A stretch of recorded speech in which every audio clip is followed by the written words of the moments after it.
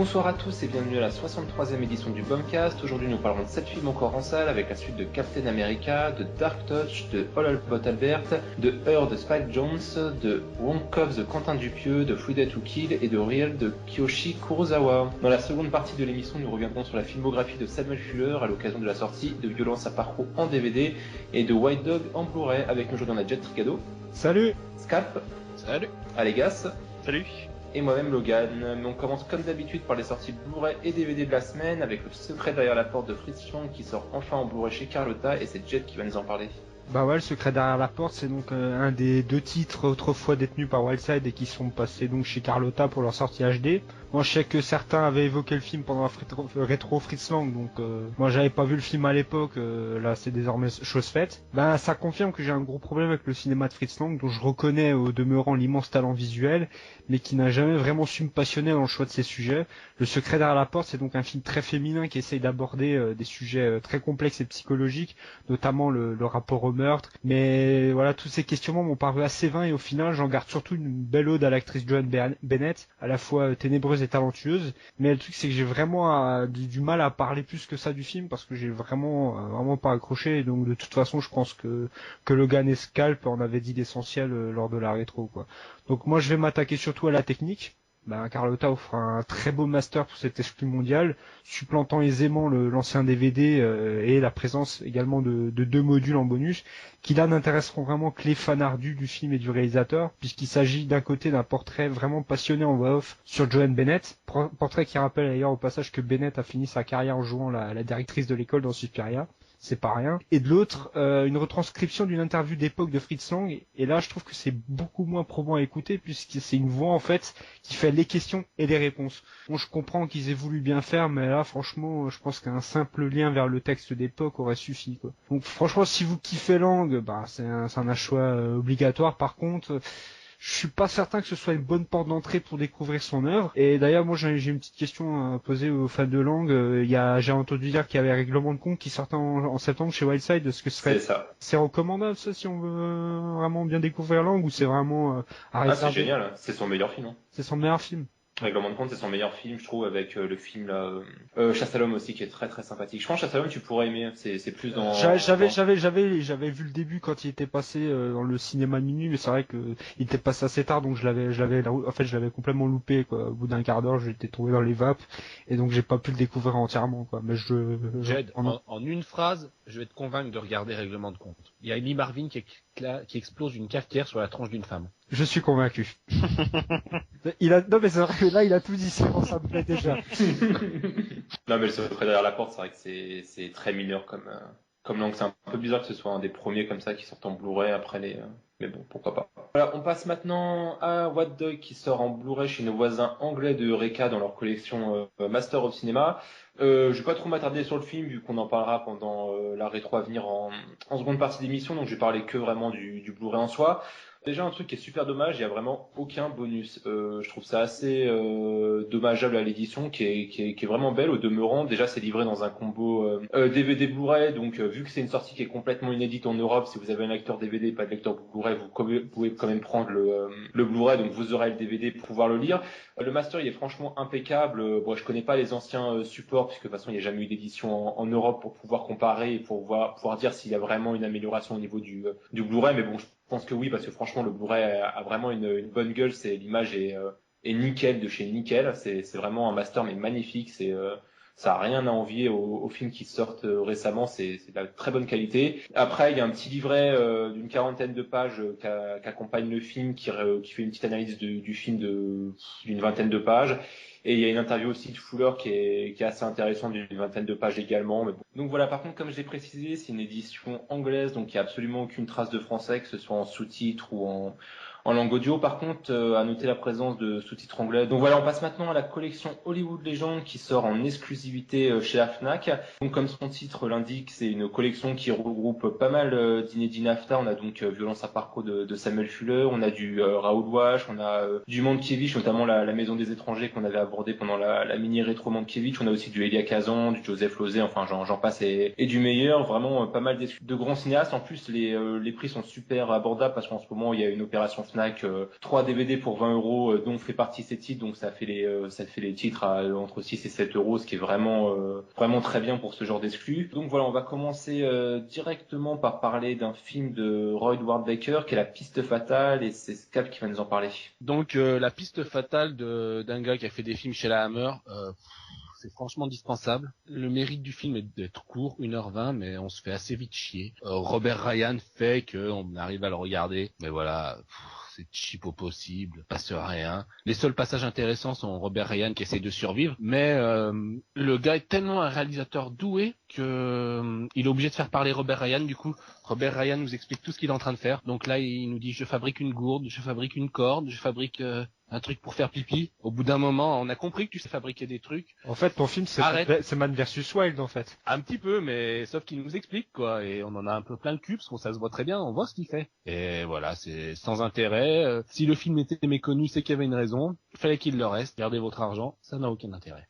L'histoire, c'est Robert Ryan qui est abandonné par sa femme et l'amant de sa femme, en plein milieu des Rocheuses. Donc il a une jambe cassée, donc c'est le truc du film, c'est qu'il a une jambe cassée, donc il peut pas faire ce qu'il veut. Et donc il va essayer de survivre, et de l'autre côté, la femme et l'amant font croire qu'il est mort et indiquent au secours la mauvaise direction.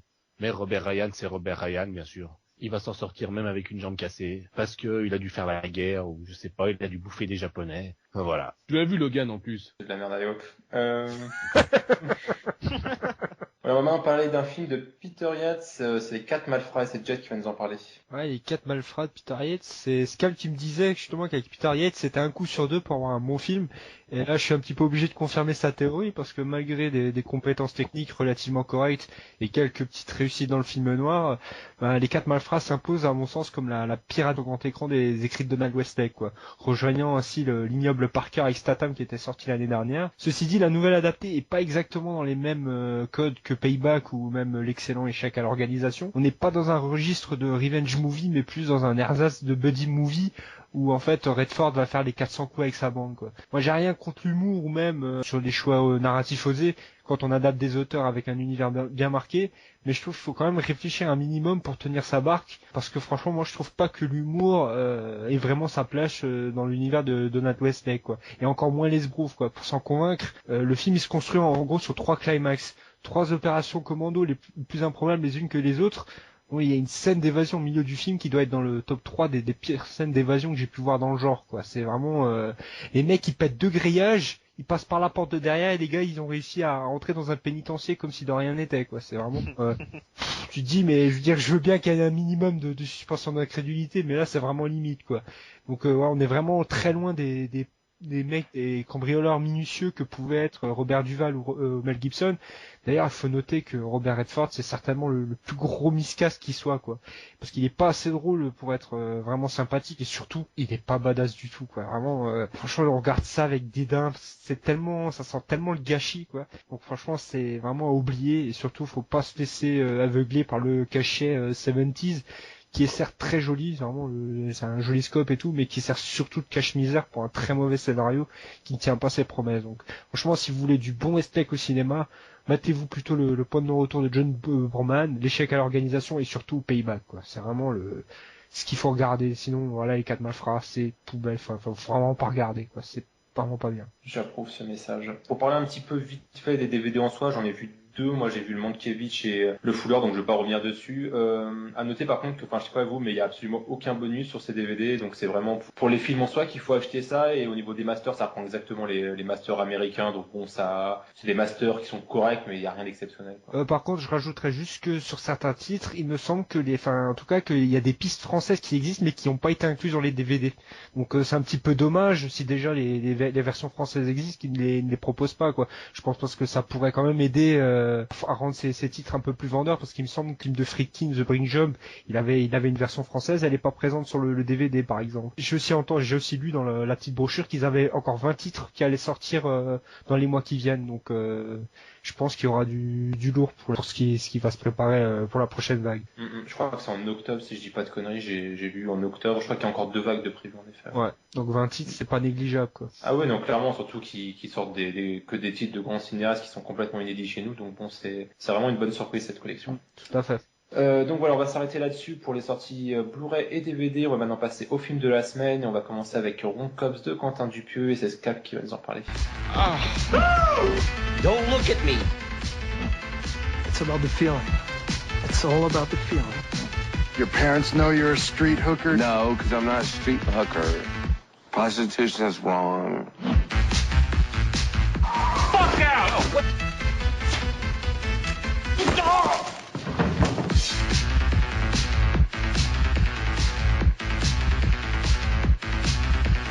Alors, Wong Cops de Quentin Dupieux. Quentin Dupieux qui, je cite, lui-même, est le meilleur réalisateur de sa génération.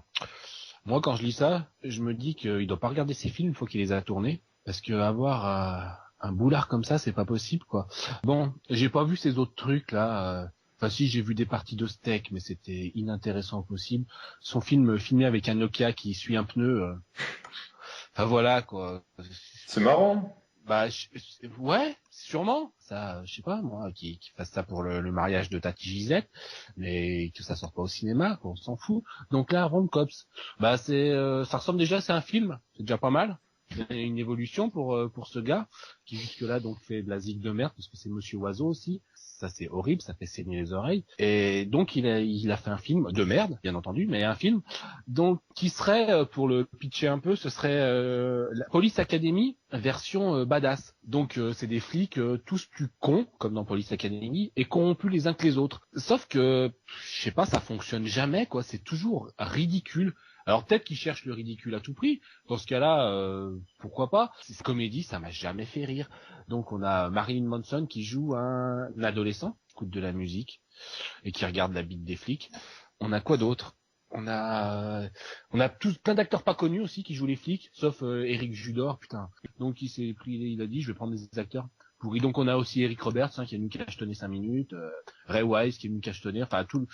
En plus c'est le film, c'est une succession de sketchs, grosso modo. Enfin, il essaie d'avoir une certaine cohérence narrative ça se rattache vite fait. Voilà, donc il y a un flic qui essaye de cacher un cadavre, un flic qui fait du trafic de drogue, un flic qui veut regarder les seins de nana. Le seul avantage que j'ai trouvé au film, c'est que ça dure 1h15. C'est relativement gentil de sa part à Dupieux de nous épargner 2 heures de merde. Je sais pas quoi dire, moi c'est vraiment tout ce que je déteste au cinéma, quoi. C'est surtout dans une comédie. Une comédie, c'est censé être drôle, mais là, enfin, je sais pas. Les situations en elles-mêmes ne suffisent pas à ce que ce soit drôle. Il faut qu'il y ait plein de choses à côté. Et là, il y a pas. Il y a rien qui fonctionne. Les dialogues sont pourris, les acteurs sont pourris. La réalisation est pourrie. Au bout d'un moment, faut lui dire à ce gars-là, la musique c'est pas son truc, le cinéma c'est pas son truc. Je sais pas, qu'il donne des interviews. Il a l'air de bien aimer donner des interviews où il se la pète. Donc voilà, donne des interviews, mec. Mais arrête tout ça. Non, mais après c'est pas le film du siècle. Je le défendrai pas autre mesure. En plus, je l'ai pas revu depuis 6-7 mois depuis l'étrange festival. Donc bon, c'est pas.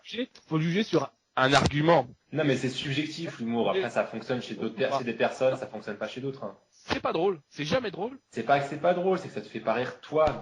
Si on n'aime pas le cinéma du Dupieux, c'est clair et net qu'il faut pas tenter d'aller voir ce film, ça ne sert absolument à rien, on n'aimera pas. Mais après, justement, en fait, par rapport à ce que... Oui, c'est le plus abordable après.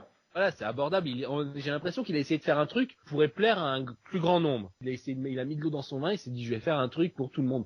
En fait, c'est un film que tout le monde peut aller le voir, ce film. Sauf que je vois pas à qui ça peut plaire, quoi, parce que c'est pas, enfin, quand t'as Eric Judor dans ton film, c'est au bout d'un moment, c'est qu'il y a un problème quelque part. C'est que t'as raté quelque chose. Il a raté sa vie, Quentin Dupieux, pour avoir Eric Judor dans son film. Je vois pas d'autre solution. Après, si vous êtes perché, que vous avez beaucoup fumé et que vous êtes défoncé, peut-être que ça vous fera rire. Si vous aimez les films filmés au Nokia, peut-être que vous trouverez un quelconque intérêt à un truc comme ça. Sinon, regardez Police Academy, c'était peut-être de la merde, mais des fois c'était marrant. Parce qu'il y avait Booba, parce qu'il y avait le black qui imitait tout le monde, et qu'il y avait la blonde au gros sein. Donc, au lieu de regarder Wrong Cops, qui est vraiment merdique, regardez un bon vieux Police Academy, ça paye pas de mine. Donc voilà, on va s'arrêter là-dessus. On va maintenant passer à Real de Kiyoshi Kurosawa, et c'est moi qui vais en parler. このままずっと目が覚めないんだよね。俺が絶対そんな風にはさせないから。これが私、目が覚めても忘れないで。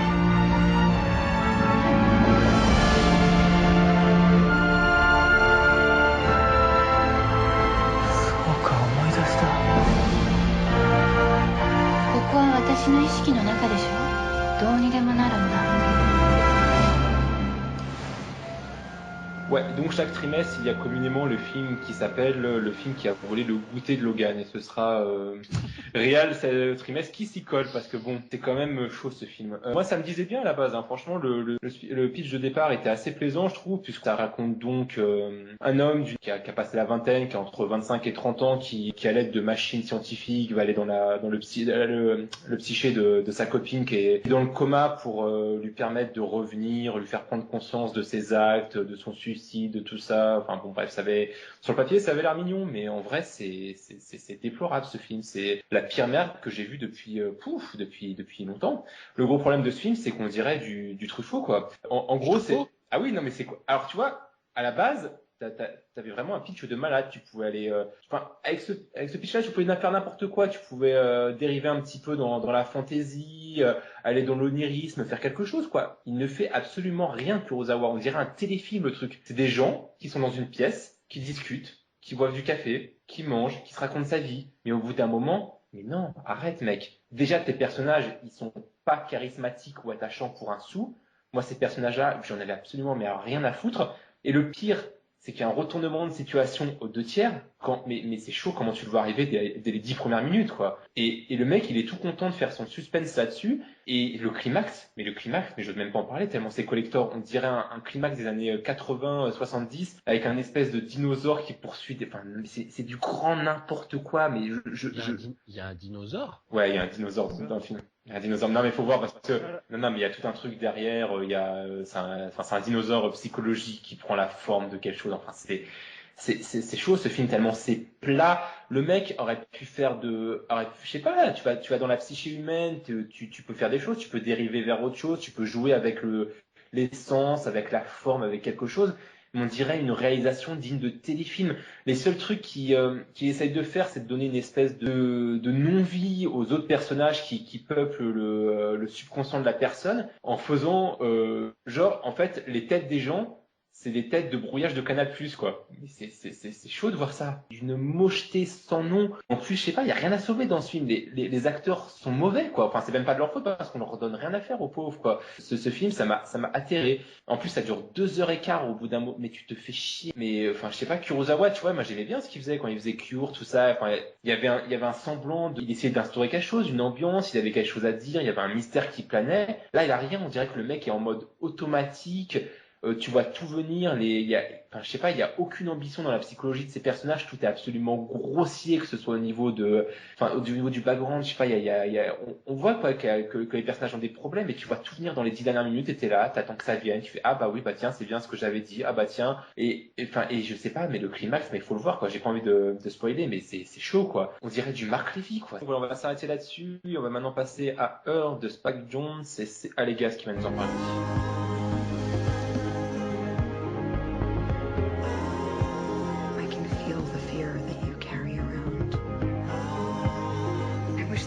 You let go of it because I don't think you'd feel so alone anymore. You're beautiful. We're only here briefly, and while I'm here, I want to allow myself joy. I've never loved anyone the way I love you. Me too. Now I know how.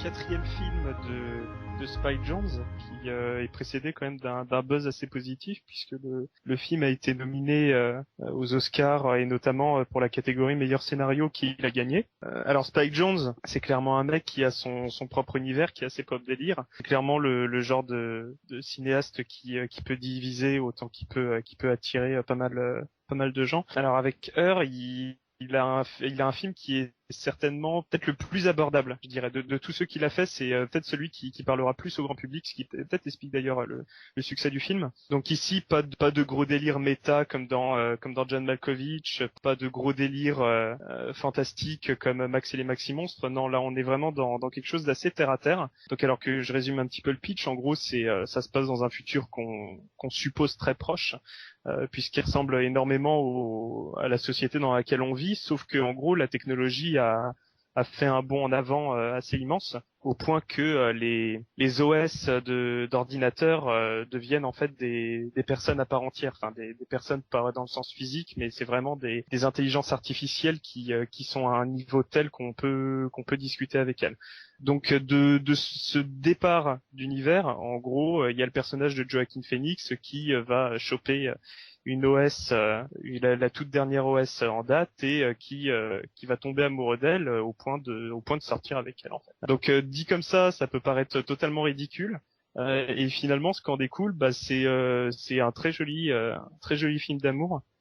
Franchement, à ce niveau-là, c'est franchement bien joué, parce que ça pourrait être vraiment totalement bidon du début jusqu'à la fin. Et même si Her se prend parfois les pieds dans le tapis, il en reste quand même quelques scènes qui sont vraiment très belles, au point que, alors que pourtant, voilà quoi, c'est un film d'amour où le personnage féminin visuellement n'existe pas, où un mec, en gros, la plupart du temps, c'est Joaquin Phoenix à l'écran tout seul. Donc voilà, c'est donner un peu l'idée de base d'un film quand même assez space. Mais pour autant, ça fonctionne totalement. Comme je dis, il y a quelques maladresses, mais voilà, globalement, c'est super bien réussi sur ce point-là, et ça doit beaucoup au fait que finalement le personnage de Joaquin Phoenix c'est pas totalement seul, puisqu'en fait, il est entouré de pas mal de personnages secondaires féminins qui en fait chaque personnage secondaire crée finalement la substance de ce qu'est le personnage de Scarlett Johansson en fait, c'est-à-dire l'OS qu'on ne voit pas. Donc voilà, franchement moi super surpris par ce film, c'est pas spécialement un truc que j'attendais de pied ferme, malgré finalement que Spike Jonze en fait j'aime bien quoi. Je trouve pas qu'il ait réalisé des chefs-d'œuvre, mais c'est clairement un gars qui fait des propositions de cinéma très intéressantes au niveau des qualités que des défauts. Mais là voilà, c'est certainement son film le plus abordable, clairement quelque chose que je conseillerais quoi. C'est vraiment un joli petit ovni auquel on a droit en ce début d'année, et pour moi, pour le moment, c'est ce que j'ai vu de plus convaincant en fait depuis le début de l'année 2014. Bon, je vais pas faire le connard, mais en fait, j'aimerais qu'on m'explique en quoi ce film est mieux qu'une comédie romantique avec Meg Ryan, par exemple. Parce que on est clairement devant une comédie romantique, t'es d'accord? Ouais, oui. Ça a un rapport avec une comédie romantique. Ah bon, c'est pas une comédie romantique? Non. Ah bon? Ah si, quand même, on est dans le genre de la comédie romantique. Après déjà qui dit comédie romantique dit comédie. Il y a quoi de drôle dans ce film au juste? Moi j'ai rigolé plusieurs fois quand même. Quand même, tu vas pas dire que le film il est premier degré. C'est pas un drame. On est pas un drame. Mais bien sûr que si, on est devant un drame. Ah bon? Bah oui. Dramatique. Mais attendez, déjà rien que le background du personnage, le mec est complètement. Connard à moustache, arrive pas à trouver une femme. Wow, super. Oui, non, mais il y a des trucs quand même. D'ailleurs, je veux dire, c'est pas une comédie. Non, mais je sais pas, vous avez. Non, mais je vais après. Bon, si tu veux, c'est une comédie dramatique romantique. Voilà, mais c'est pas du tout une comédie. Parce que vu que c'est vendu comme le dernier chef-d'œuvre du mois, en quoi c'est mieux que toutes les autres comédies, quoi, qu'on m'explique. Moi, j'ai rien vu de révolutionnaire. Non, mais parce que c'est un propos nettement plus avancé, là où comme tu dis, une comédie romantique avec Meg Ryan, ça va juste faire le job. Ici, on a quand même tout un propos sur la technologie, sur l'attachement finalement qu'on pourra avoir avec quelque chose de non humain, quelque chose qui n'existe pas au fond. Mais que finalement, que finalement, ce qui fait finalement la beauté de l'homme, c'est clairement pas son enveloppe physique, mais c'est clairement ce qu'il y a à l'intérieur et ce qu'on essaie de recréer en fait. Moi, je suis embêté avec ce film parce que moi, il y a deux films en un. Pour celui-là, il y a les parties avec l'OS et il y a le reste. Le reste, c'est formidable. Déjà, toutes les scènes avec Amy Adams et Joaquin Phoenix, pour moi, c'est des scènes qui me parlent beaucoup. C'est franchement un côté roman. Moi, je comprends pourquoi ça te parle beaucoup. Ta gueule. Non,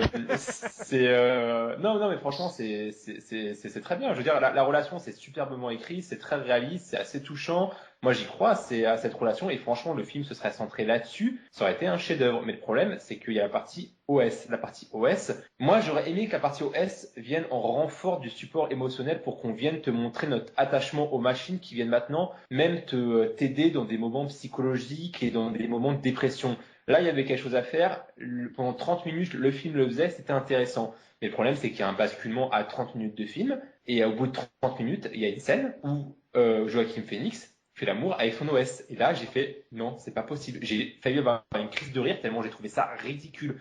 Et le groupe porte absolument rien au film, ce côté-là. Le film aurait très bien pu exister et avoir le même propos sans la relation amoureuse. La relation amoureuse est là pour te vendre quelque chose, pour te vendre un côté romantique.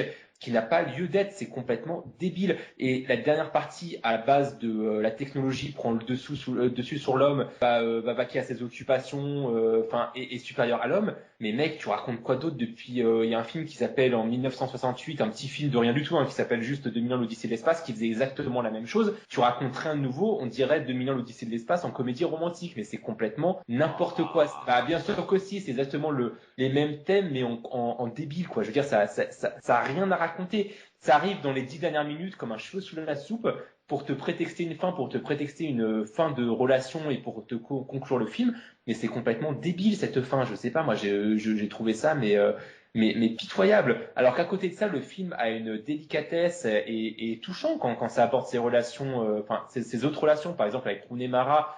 La scène du déjeuner avec rien que le montage, la musique et tout ça, j'ai trouvé cette scène très touchante. Il y a quelque chose à raconter, mais à côté de ça, t'as l'histoire d'amour avec l'OS. C'est d'une débilité sans nom, quoi. Qui choque personne en plus dans le film. Non, mais en plus, ouais, c'est parce que genre il dit à sa gamine, c'est ma copine. Après il va pique-niquer quand même, ils vont faire un pique-nique. Alors c'est l'un des rares défauts que je trouve au film, c'est que c'est trop vite accepté par tout le monde trouve ça normal. Enfin, je sais pas. Et en fait et du coup en fait ce que je suis déçu, c'est que finalement en fait moi je m'attendais à ce qu'il soit le seul dans ce cas-là, mais à partir du moment où tu as la discussion avec Amy Adams où du coup il y a je connais un mec qui a trompé son ami avec son OS ou quoi que ce soit. Enfin voilà quoi. Je trouve on perd un peu du potentiel du film en fait. Mais en fait le film a aucun potentiel. Pour moi le film se serait centré sur une histoire d'amitié entre l'OS et l'humain, ça aurait été exactement pareil et on aurait justement gagné en côté réaliste et pas ridicule, parce que là je suis désolé mais c'est ridicule de ce côté-là.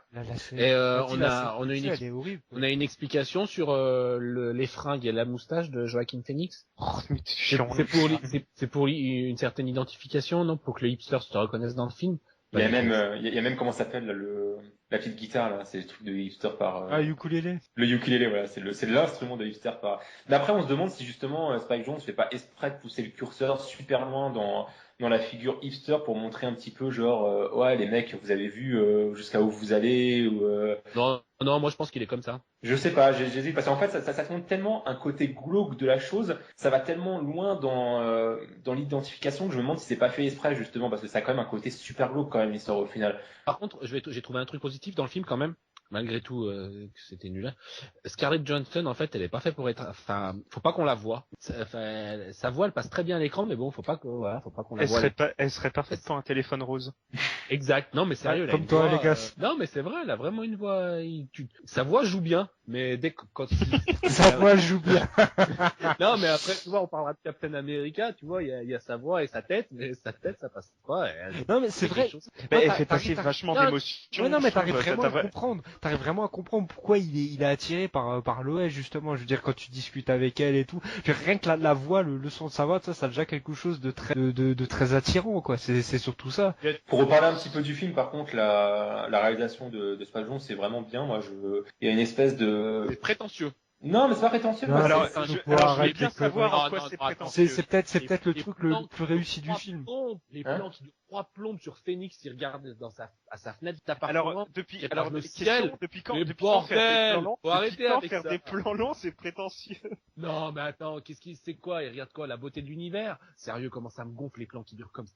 Ça dure pas 3 plombes, c'est juste des c'est répétitif. C'est ça le problème, c'est que c'est un peu répétitif. Non, mais moi j'ai bien aimé la façon dont il cadre jamais en gros plan. T'as l'impression que les personnages sont toujours englobés dans l'univers urbain qui les entoure. C'est assez plaisant, moi j'ai trouvé. Phoenix, tu le vois toujours de loin, tu sais, comme s'il était partie intégrante de. Michael Mann, mais. Ouais, un peu, ça fait penser un peu du Michael Mann. Je sais pas faire. Non, moi j'ai trouvé la réalisation très plaisante. De toute façon, Spike Jonze, je suis toujours mitigé moi sur ses films, mais je reconnais un truc, c'est qu'il s'est bien filmé, quoi. Le mec, y a pas de souci à ce niveau-là. Hein. Il se touche un peu, quoi. Il se regarde filmer, hein. Oh putain. Bon, là, moi, franchement, là-dessus, je suis pas d'accord. Le côté Spike Jonze se regarde filmer, non, faut arrêter. Le mec, pour un mec venant de la pub, venant du clip, je trouve qu'au contraire, ces films sont vachement posés, ils sont bien construits, je trouve, en termes de mise en scène. C'est pas des trucs, t'as pas l'œil.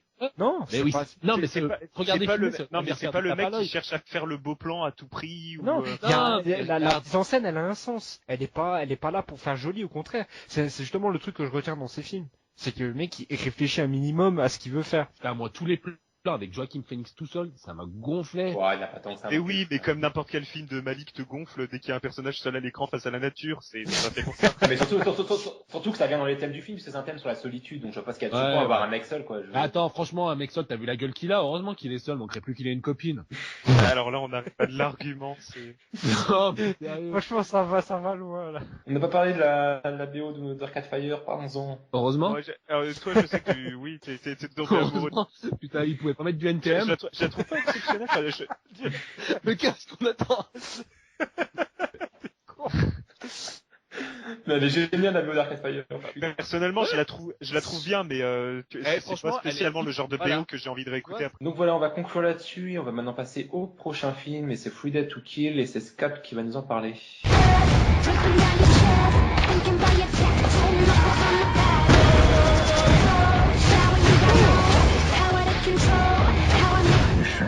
No, but I am sure that if you don't try this drug, you'll be dead in 3 days. You said there'd be one guy. Not 5. Thought you might want to ride home. Did you hear that? The spares is in the trunk. Trying to have a conversation with my daughter. I'm sorry, sweetie. Now, where were we? Free Dead to Kill. Alors, décidément, je me tape tous les films bien de la semaine. Donc, alors je vais pas mentir, moi, Free Dead to Kill, quand j'ai vu la bande-annonce, je pensais que ça allait être bien. Parce que j'aime bien Kevin Costner, parce que McGee est un bon réalisateur. J'aimerais bien savoir en quoi McGee c'est un bon réalisateur. J'aimerais bien t'entendre. Bah, c'est pas, enfin voilà, il fait ça. Charlie's Angels, c'est marrant, son Terminator, il a rien de honteux. Bah, c'est pas Brett Ratner, quoi. Le gars, il sait quand même mettre en scène un minimum. Il a quelques idées par moment. J'approuve ces saintes paroles. Non, mais je vais pas vous le vendre comme Joe Carnahan, mais voilà, McGee, il s'est filmé. Donc, je partais plutôt confiant. Donc, pendant un quart d'heure, film, une bonne intro, une scène d'action avec Kevin Costner en pleine mission. Ils doivent attraper un Russe ou bon, j'ai vu le film il y a 2 mois, donc ça commence à plus trop de souvenirs exacts, mais donc ils doivent attraper un Russe ou quelque chose comme ça. La mission merde, ça merde sur le running gag qu'on va voir pendant tout le film. En fait, Kevin Costner est malade. Et donc, il se pète la gueule avant d'attraper le méchant. Et il va se péter la gueule pendant tout le film. Il faut qu'il se mette des piqûres pour pas se péter la gueule. Donc, après l'intro où qui a merdé, Kevin Costner décide de prendre sa retraite d'agent secret. Donc, il habite à Paris, parce que vu que c'est Luc Besson qui produit, il tourne à Paris. Voilà, bref. Il rentre dans son appartement. Et là, premier what the fuck du film, il y a une famille d'immigrés dans son appartement. Besson s'est dit, je vais faire un truc un peu social pour une fois. Les méchants albanais, les putes, les noirs, il faut arrêter avec tout ça. Je vais prendre position pour les sans-papiers. Donc on a une famille de sans-papiers qui habite dans l'appartement de Kevin Costner. Donc Kevin Costner quand même, il est pas très content. Il rentre chez lui, il y a 5-6 petits noirs chez lui. Donc qu'est-ce qu'il fait? Il va chez les flics qui regardent un match de foot. Donc ils répondent pas à Kevin Costner. Il dit non mais de toute façon c'est la trêve hivernale, on les met pas dehors, ils sont là-bas, ils restent là-bas. Donc là tu te dis peut-être que Kevin Costner il va péter la gueule d'un ou deux flics parce que quand t'as vu la bande-annonce, t'as vu qu'il y a plein d'actions. Il va les éclater. Non, il rentre chez lui, donc il va cohabiter avec la famille africaine pendant tout le film. Donc il y aura des moments émotion, des moments drôles. Donc le moment émotion, c'est attention, un accouchement, parce que comme tout le monde sait, quand on est une famille d'Africains nombreuses, on a des bébés tout le temps. Donc là, il y a un accouchement. Ils ont déjà 5 gamins, mais c'est pas grave, ils en font un 6e, ma foi. On n'a pas de papier, la France, c'est génial. Oh putain.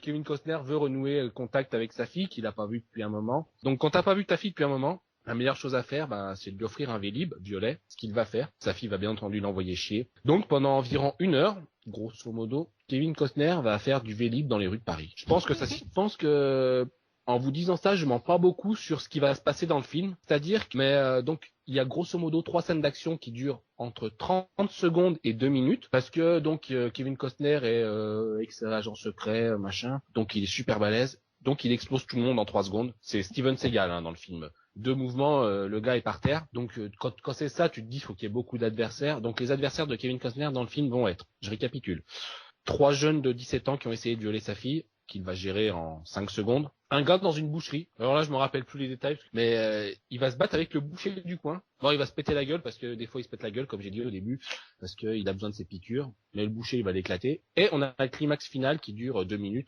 Donc le climax final, si vous avez pas vu le film, regardez le trailer. C'est dans le trailer, c'est Kevin Costner qui est dans la boîte de nuit, qui vide son chargeur, qui jette un gars par la fenêtre et c'est fini. J'exagère pas, c'est ça. Et des fois entre un tour de vélo et 3 secondes de coup de poing, il va voir Amber Heard qui joue On sait pas trop ce qu'elle joue. Enfin, c'est une pute, quoi. Mais on sait pas trop ce qu'elle fait, à quoi elle sert. À mon avis, elle est là pour le placement produit de la nouvelle Peugeot qu'on voit pas mal dans le film. La Peugeot coupée, je sais pas, c'est une 308 ou 408, j'y connais rien en voiture. Donc voilà, il y a en plus des Audi, on a une nouvelle Peugeot. Et bon, je garde le meilleur pour la fin, la meilleure scène du film. Parce qu'il y a aussi un gars qui loue des limousines, qui est un peu chelou. Et Kevin Costner va un peu le prendre il va pas l'aimer. Donc il va un peu le taper souvent dans le film. Des fois, quand il s'embêtera, il ira le voir. Donc, c'est séance torture. Donc, il le torture parce qu'il veut une information sur le méchant. Le méchant qu'on voit 5 minutes au début, 5 minutes à la fin, on le voit jamais. C'est l'homme invisible. Là, on sait même pas pourquoi il est parti, on sait même pas ce qu'il veut. Enfin, voilà, bref. Donc, séance torture avec donc le gars des limousines qui est italien. Détail très important.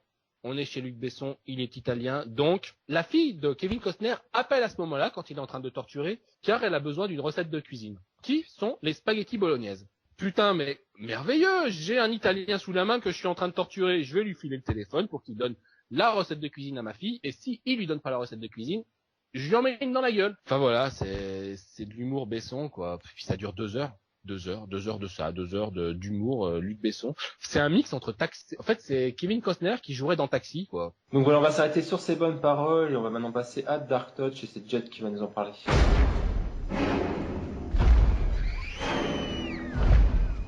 Impossible. Have you seen what she's done? You talk to the children about what they said at school. They don't realise everything we do. They'll have to be punished.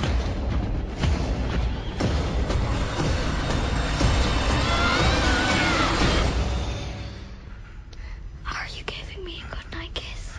Donc ouais, Dark Touch, ça parle d'une petite fillette battue et abusée par ses parents qui va en fait se découvrir des pouvoirs télékinésiques du jour au lendemain, qui sont en fait amplifiés par sa rancœur envers les adultes, et donc elle va laisser pas mal de cadavres sur sa route. C'est un pitch assez basique qui rappelle justement Carrie, enfin pas mal d'histoires qu'on connaît déjà. Donc c'est le 3e long métrage de la française Marina Devanne qui s'était fait connaître dès son premier film Dans ma peau, qui évoquait le sujet de la scarification. Après, elle avait eu une longue période de flottement pour financer son 2e film, Ne te retourne pas, en 2009, qui avait eu le droit d'ailleurs au sifflet du public lors de son passage à Cannes, rien que ça. Et là, donc, tu l'avais vu?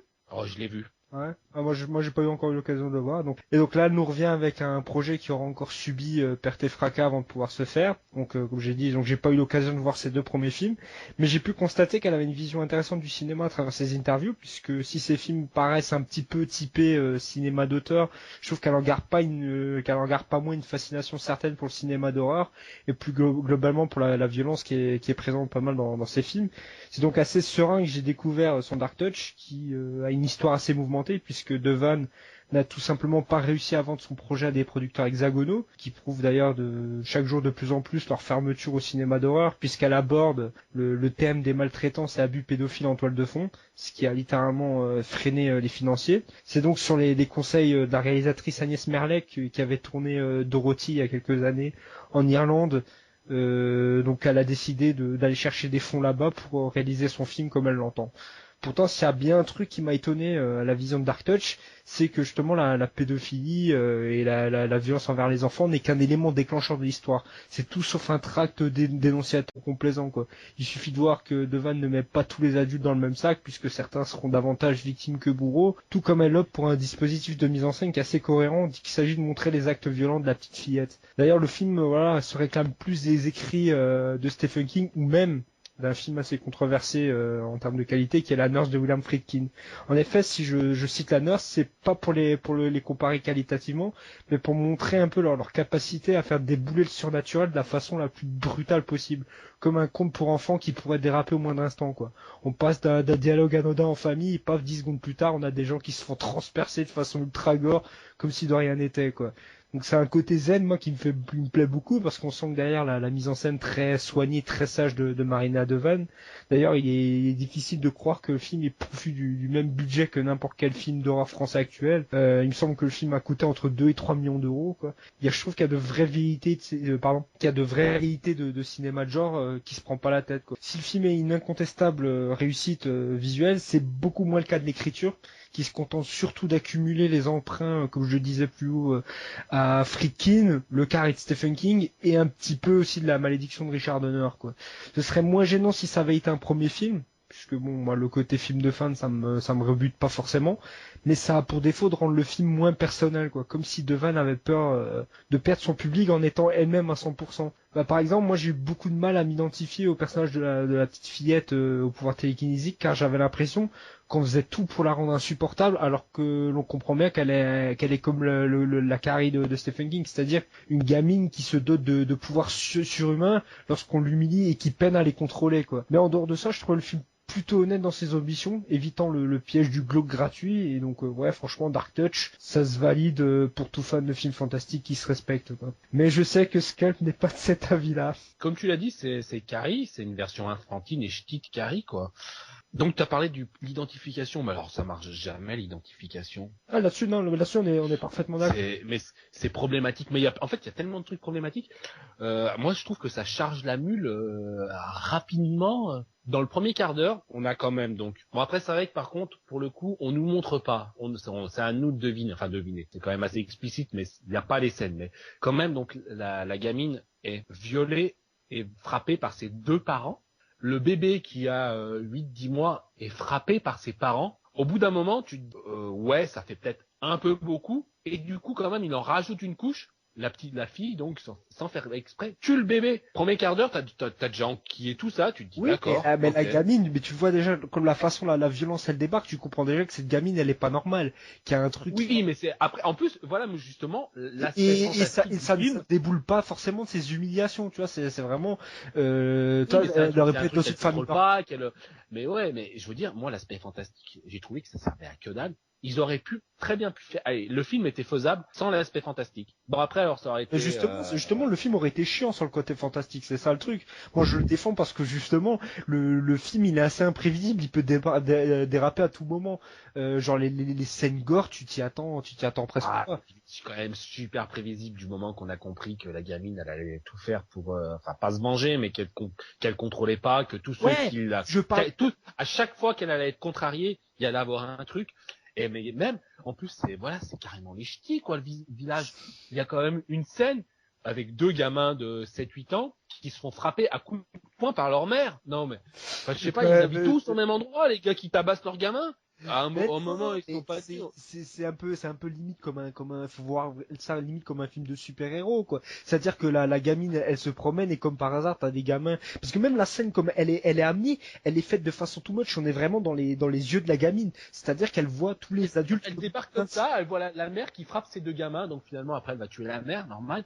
En fait, il y a quand même un truc bien, c'est que ça va jusqu'au bout, quoi. Ça prend pas de pincette, y a pas de concession, tout le monde crève, on s'en fout, c'est gore, mais si le gore et les trucs comme ça, la non-concession suffisait à faire un bon film, ça se saurait depuis le temps. Là, ça suffit pas parce que on suit l'itinéraire d'une gamine à problème qui se découvre des pouvoirs, sauf qu'à aucun moment on est impliqué, sauf qu'on s'en fout complètement de ce qui lui arrive. On regarde ça avec beaucoup de distance, alors qu'il faudrait qu'on se soit impliqué. C'est quand même un sujet grave à la base, une gamine violée et tabassée justement, mais moi justement, dans un village où tout le monde frappe ses gamins. Tu regardes ça. Mais non, en fait, justement, tous les adultes ne frappent pas leurs gamins. Là, tu racontes n'importe quoi. Il y a juste deux parents qui se font tuer, c'est tout. Il y a les parents de la gamine et encore l'autre mère, la grosse, qui se fait tuer. Mais après, tous les autres parents, tous les autres adultes sont plus ou moins innocents. Tu t'en fous, quoi. Tu regardes un truc, tu t'en fous, alors que tu devrais pas t'en foutre. Moi, c'est là-dessus, je suis d'accord. Le film manque,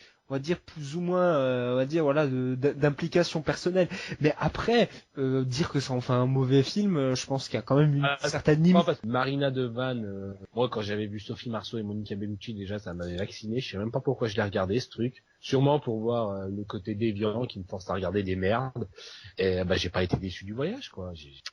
En fait, tu le défends parce que c'est déviant par moment, mais non, parce que même l'ambiance globale est vraiment pas mal. Je trouve que DeVane elle a des idées intéressantes en termes purement visuels. Après, encore une fois, Voilà, au niveau scénaristique, ça pêche un peu. L'élément fantastique X-Men qui sert à que dalle. On aurait pu même faire le même film sans lui donner un côté super avec des pouvoirs, quoi. Elle aurait pu se venger. Enfin. Oui, mais bon, voilà, ce raisonnement-là, tu peux retourner pas mal de films, tu vois.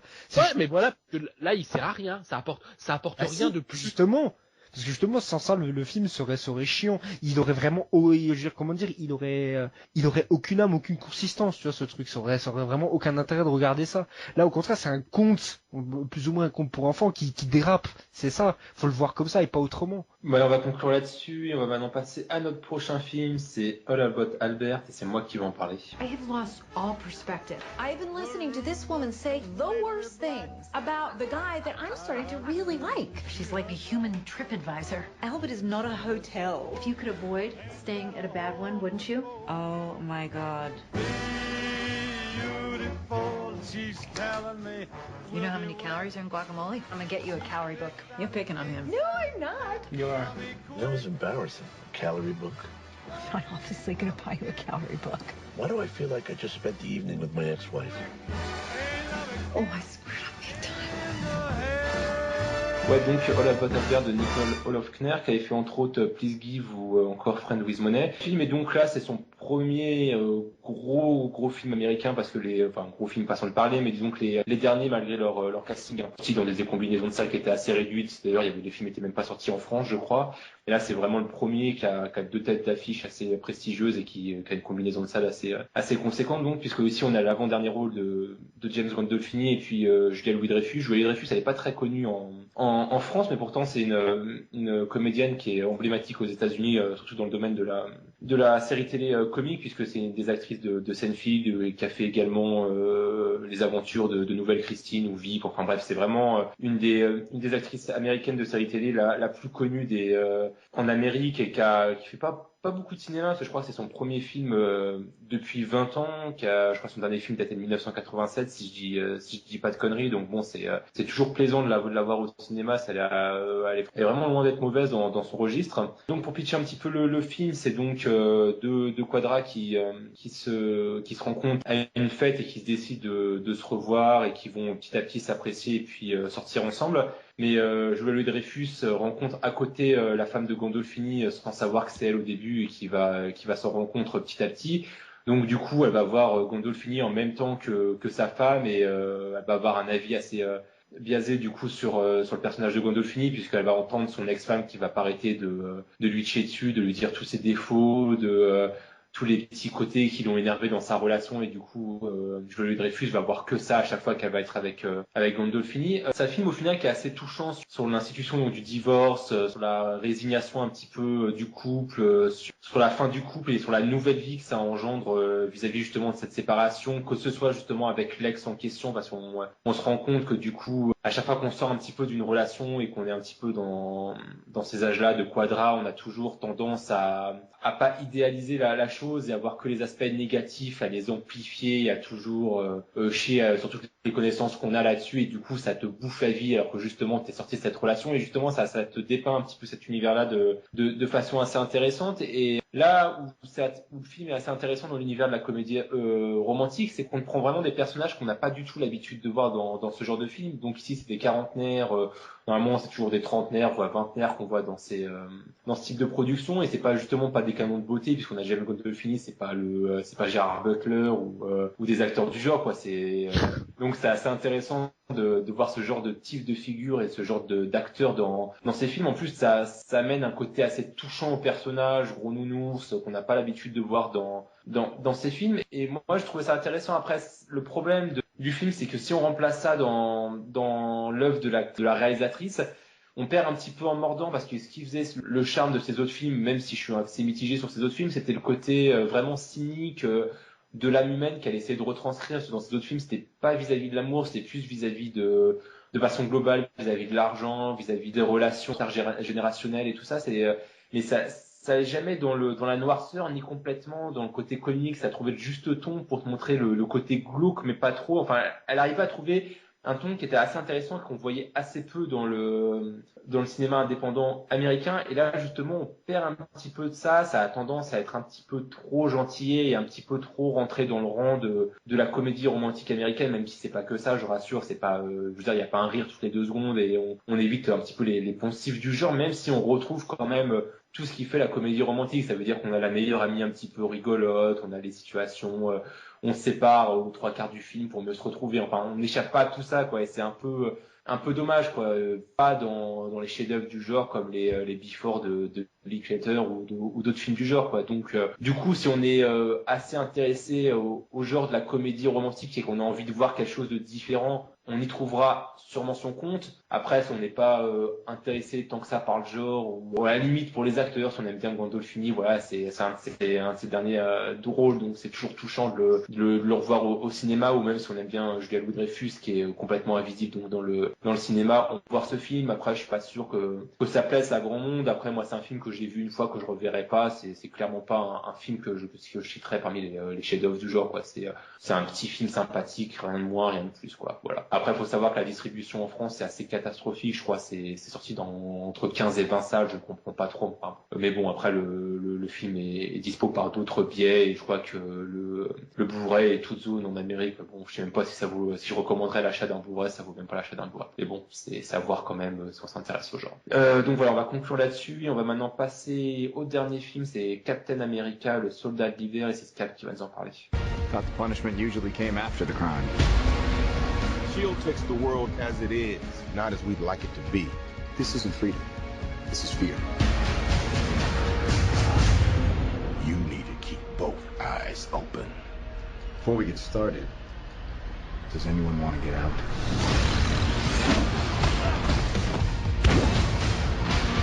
Your work has been a gift to mankind. You've shaped the century. I need you to do it one more time.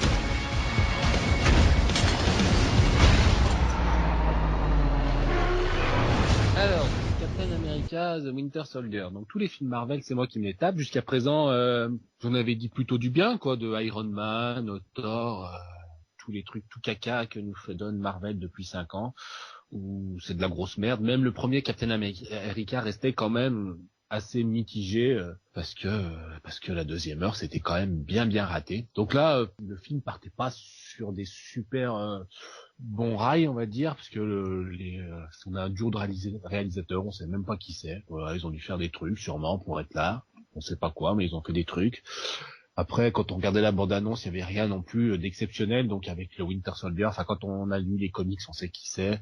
Donc quand même, il nous cache, le grand public ne doit sûrement pas savoir qui c'est. Donc ça va être l'identité secrète nous est cachée. Enfin, ça partait pas sur un truc qu'on avait spécialement envie de voir. Le fait est que ça reste quand même, donc c'est un blockbuster typique. Il y a rien de surprenant, jamais. Il y a un truc qu'on essaie de nous faire croire, mais bon, faut vraiment être gogol pour le croire un seul instant. Balisé au possible. Avec le bad guy, on sait rapidement au bout de 5 minutes qui c'est. Il y a juste une scène de dialogue en milieu de film qui nous explique un peu les tenants et les aboutissants, qu'on n'aurait pas spécialement pu deviner comme ça, mais voilà, c'est basique, c'est certainement pas de l'espionnage revendiqué années 70 comme j'ai pu le dire à certains endroits. Faut arrêter de fumer la moquette, ça a rien d'espionnage années 70, enfin, je sais pas, Robert Redford, il a fait d'autres choses dans sa carrière, donc dans ce cas-là, c'est All Is Lost, c'est peut-être, on peut trouver du All Is Lost dans ce film si on veut, enfin bref. Voilà, c'est du blockbuster.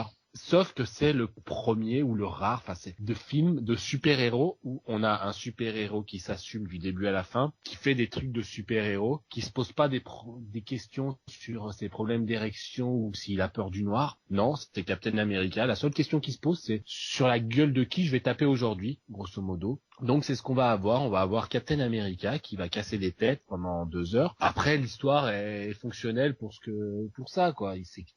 Je sais que on peut trouver plein de choses à redire sur le scénario. D'habitude, moi, je suis premier à cracher sur ce genre de films qui n'ont rien à raconter, qui font des choses qu'on a déjà vues 50 fois. Mais là, pour la première fois depuis depuis je ne me souviens pas quand. J'ai vu un blockbuster où j'ai pas été pris pour un con, parce que bon, l'histoire se tient, et surtout j'ai vu un blockbuster qui livrait son quota de scènes d'action, allant dans le spectaculaire sans tomber sur du CGI à outrance. Non, on a vu Captain America fait des trucs de super-héros, il se fight contre un avion avec son bouclier, il a une intro à la Solid Snake filmée de façon magistrale, j'ai trouvé. Il y a une sorte de travelling fait en hélicoptère, franchement en plan séquence il est mortel, et elle est super la scène d'infiltration. Oui, elle est bien, après magistrale. Ah, non, mais c'est super carré, franchement ça faisait longtemps que j'avais pas vu je suis en train de réfléchir que la dernière fois que j'ai vu un film au cinéma où je me suis dit d'entrée putain c'est super bien réalisé quoi. Enfin non, mais c'est pour dire que ça m'arrive pas souvent de trouver une scène que je me dise en moi-même tout de suite quand le film commence que c'est bien fait. Donc là tout de suite je me suis dit ça, donc ça partait sur des bons rails, et c'est tout le film propose ça, c'est des bonnes scènes d'action à chaque fois. Jamais peut-être avec une idée originale, jamais avec le plan que t'as jamais vu, mais ça fonctionne, c'est carré, c'est un super-héros qui fait des trucs de super-héros pendant tout le film, et tous les petits trucs à côté fonctionnent. Scarlett Johansson, donc comme je l'avais dit tout à l'heure, est une mauvaise actrice, encore une fois. Là, ça change pas. Mais le personnage, au bout de 12 films, ils sont arrivés à faire quelque chose d'intéressant avec son personnage de Veuve Noire. Parce que les autres films, c'est catastrophe, quoi, ce qu'ils en font. Elle sert à rien. Elle sert à rien dans aucun film Avenger. Elle a une fonction, elle sert à quelque chose. Au moins, le côté psychique fonctionne plutôt pas mal. Les touches d'humour qu'elle apporte dans l'histoire sont pas casse-couilles comme ça peut l'être dans un Thor, un Iron Man. On a le personnage du Faucon qui était super casse-gueule à rendre à l'écran, et j'ai trouvé ça vraiment une bonne idée, tout ce qu'ils en ont fait du personnage. Il est vraiment, j'ai entendu il était pas utile, qu'il avait pas de scène. À ce niveau-là, c'est plus des lunettes qu'il faut, c'est un labrador, quoi. Faut arrêter de dire n'importe quoi. Si t'enlèves le personnage, le film change pas. Hein. Ah bon? Bah oui. T'as raté la fin où il y a 3 avions à sauver, où il est obligé d'en sauver un. Non mais ça on s'en branle de ça, t'enlèves la scène, ah bon c'est ça. Bah c'est écrit comme ça, c'est comme ça, il sert à quelque chose le personnage. Ouais. Dans ce cas-là, tu dis on enlève ça sert à rien. Non, il sert à quelque chose le personnage. Si tu veux. Bah, non mais dans ce cas-là, t'enlèves Black Widow, elle sert à quoi? Qui? La Veuve Noire, elle sert à quoi? On l'enlève. Puis on enlève Robert Redford, il sert à quoi? Mais non, mais la Veuve Noire, elle sert à quelque chose, mais bref. Non, mais voilà, faut arrêter de dire que ça sert à rien. Parce que... Non, mais disons que on s'en fout du personnage, mais c'est pas le personnage qui apporte quelque chose au film ou qui fait quelque chose d'exceptionnel, quoi. C'est pas faire quelque chose d'exceptionnel, il est utile à Captain America à un moment du film. C'est pas là gratuitement, c'est pas là pour faire du fan service. Nick Fury aussi, donc Black Widow, ils ont attendu 12 films avant que ce soit intéressant. Nick Fury, ils ont attendu aussi 12 films parce que quand on a vu les autres trucs Avengers, et Samuel Jackson, il sert à rien dans aucun film, quoi. C'est juste histoire de dire coucou, il y a Nick Fury parce que faut qu'on ait tous les personnages. Bon là, il a une scène, on peut l'attaquer parce que c'est vrai qu'il fait pas grand-chose à part donner des ordres à sa voiture, mais elle a un côté second degré qui fait qu'elle est sympa à voir, et puis quand même elle est quand même bien, elle fout la patate, quoi, la séquence. Et puis elle introduit super bien le Winter Soldier. Non, c'est dans cette scène qu'il apparaît, le Winter Soldier, Ouais, à la toute fin de cette scène. Et donc le Winter Soldier, en plus, il a quand même... Par contre, j'ai pas compris pour le coup pourquoi ça s'appelle The Winter Soldier. Il est finalement assez secondaire, quoi. On le voit 3 fois dans le film. Il sert... Là, pour le coup, c'est vrai que par rapport au Faucon, on peut pas dire que le Winter Soldier, il sert vraiment à grand chose. Tu l'enlèves, t'as le même film, ils veulent le tuer. Bah non. Ah si, non. Après, t'as pas les problèmes de Captain America qui a retrouvé son pote, machin, tout ça. Mais je veux dire, le Winter Soldier, il est là pour tuer Captain America, mais il pouvait faire tuer Captain America par tous les gars qu'ils ont sous leurs ordres, quoi.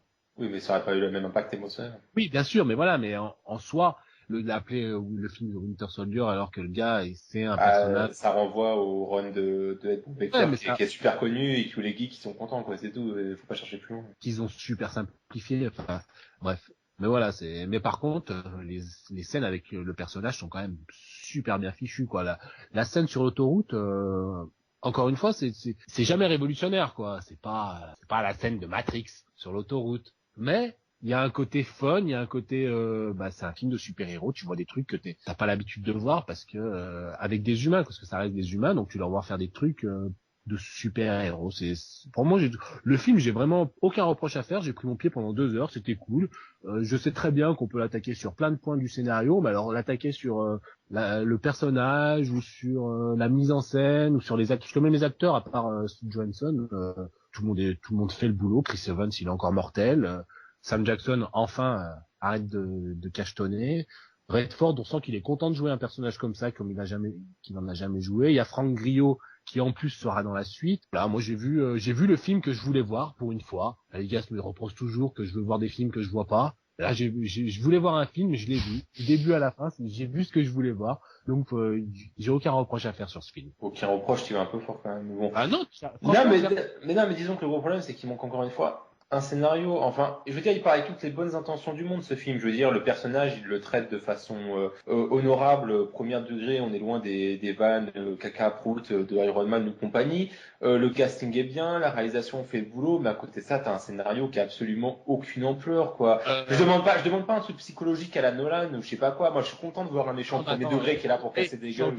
Heureusement qu'on n'a pas un truc psychologique, mais jamais de la vie, moi, je veux voir un truc psychologique. Non, mais bien sûr, non, mais moi, ce que je veux voir, c'est une intrigue qui se tient un petit peu. Je veux dire, les intrigues de super méchants à base de je veux détruire le monde, j'ai un truc, excuse-moi, mais c'est on dirait une intrigue de, mais laisse-moi finir, on dirait une intrigue de James Bond, quoi. Je veux dire, tu reproches aux James Bond leur intrigue à la con, mais c'est exactement pareil ici. Je veux dire, t'as un super méchant qui veut le greater good, qui veut faire le bien, t'as des trucs que tu vois venir à 10 km, t'as des personnages fonctionnels, enfin, je veux dire, t'as beau avoir tous les éléments qui pourraient faire un bon film, tout est là. Mais à côté de ça, si ton scénario ne suit pas et qu'on te propose du caca à côté, bah c'est ça, ça reste quand même du caca. T'as beau l'emballer, ça reste. Non mais c'est ça. Non mais attends, est-ce que t'as raté le passage où c'est un blockbuster produit par Marvel? C'est un blockbuster quoi. Tu t'attendais à quoi? Non mais tu t'attendais à une étude de caractère. Non mais je m'attendais. Non mais tu voulais quoi? Un truc paranoïaque ou on sache pas qui est le traître. Mais je n'ai rien à foutre de ça. C'est un film de super-héros avec un super-héros qui fait des trucs